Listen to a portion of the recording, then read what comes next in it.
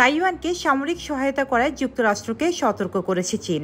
দেশটি জানিয়েছে তাইপকে অস্ত্র দিয়ে ভূখণ্ডটির স্বাধীনতার জন্য সাহায্য করা আগুন নিয়ে খেলার মতো। এর জন্য যুক্তরাষ্ট্রকে জ্বলতে হবে।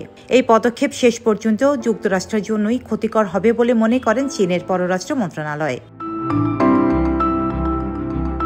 চীনের রাষ্ট্রীয় সংবাদ মাধ্যমের প্রতিবেদনে বলা হয়েছে, শুক্রবার হোয়াইট হাউস $571.3 মিলিয়ন সামরিক সহায়তা এবং দ্বীপটির কাছে $295 বিলিয়ন অস্ত্র বিক্রির অনুমোদন দিয়েছে।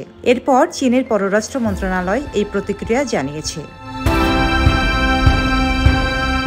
গ্লোবাল টাইমসের প্রতিবেদনে বলা হয়েছে, ওয়াশিংটন তাদের সাম্প্রতিক পদক্ষেপের মাধ্যমে এক চীন নীতি এবং চীন যুক্তরাষ্ট্রের 3টি যৌথ বিবৃতি লঙ্ঘন করেছে।